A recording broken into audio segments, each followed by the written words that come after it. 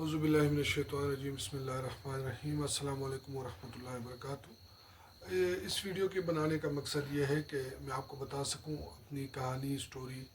کہ 7-8 سال میں خود جو ہے سیویئر انگزائٹی ڈپریشن سے گزرا ہوں، سوشل انگزائٹی سے بھی اور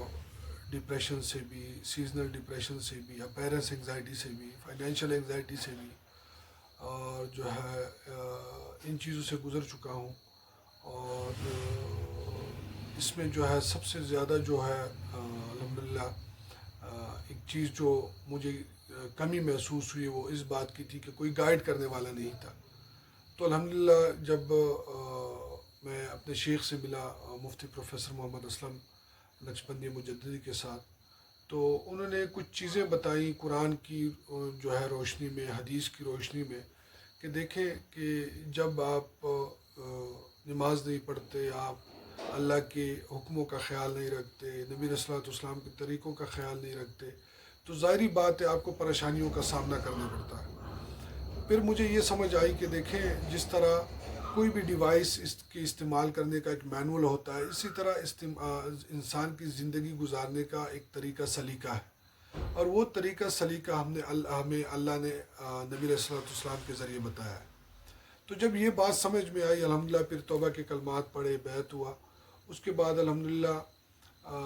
نماز شروع کی باجماعت۔ اچھا، نماز باجماعت بہت ضروری ہے، یہ جو ہم اکثر جو ہمارے جو نوجوان ہوتے ہیں، میری بھی یہ پہلی عادت تھی کہ نماز باجماعت کو اتنی اہمیت نہیں دیتا۔ تو جب نماز باجماعت کو اہمیت دینے لگا، الحمدللہ پڑھنے لگا، اور اس کو جو ہے مطلب ایک اعتدال کے ساتھ اور ایک فلو کے ساتھ چلتا رہا، تو الحمدللہ اس کا بہت فائدہ ہونے لگا۔ اس کے ذریعے سے ڈپریشن اور انگزائٹی اور انسومنیا اور نیگیٹو تھنکنگ وہ کم سے کم ہوتی گئی۔ اور پھر الحمدللہ بڑوں نے یہ سمجھایا کہ دیکھیں آپ جتنا تقوی اختیار کریں گے، آپ جتنا جو ہے گناہوں سے پرہیز کریں گے، اور جو ہے جتنا آپ جو ہے اپنی روح کا خیال رکھیں گے، اپنی روح کی خوراک اور اپنی روح کی حفاظت کریں گے، تو اتنا آپ کا سکون بڑھتا جائے گا۔ تو الحمدللہ پھر معمولات شروع کیے، اور جو ہے نیک لوگوں کی صحبت میں بیٹھا، پازیٹیو لوگوں کی صحبت میں بیٹھا، جو روحانی طور پر جو ہے پرسکون تھے، جو روحانی طور پر مضبوط تھے، ان کی صحبت میں، ان کی کمپنی میں بیٹھا۔ تو اس کی برکت سے جو ہے الحمدللہ جو ڈپریشن ہے، انگزائٹی ہے، انسومنیا ہے، نیگیٹو تھنکنگ ہے، سٹریس ہے، یہ ساری ختم ہو گئی۔ اچھا، حالت یہ تھی کہ 4 راتیں، 5 راتیں نیند نہیں آتی تھی، 2 دفعہ تقریباً سوسائڈ کرتے کرتے بچا ہوں، مطلب خودکشی مطلب قریب پہنچ ہی گیا تھا، مطلب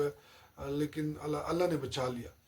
تو الحمدللہ اس کی جو ہے پھر اس کے بعد یہ جو آپ کو بتایا کہ سکون کیسے ملا، اور ابھی کیا مشن ہے۔ ابھی جو ہے مشن یہ ہے کہ الحمدللہ کہ پوری دنیا میں جن لوگوں کو ڈپریشن ہے، انگزائٹی ہے، چاہے پاکستان میں ہے، چاہے پاکستان سے باہر ہے،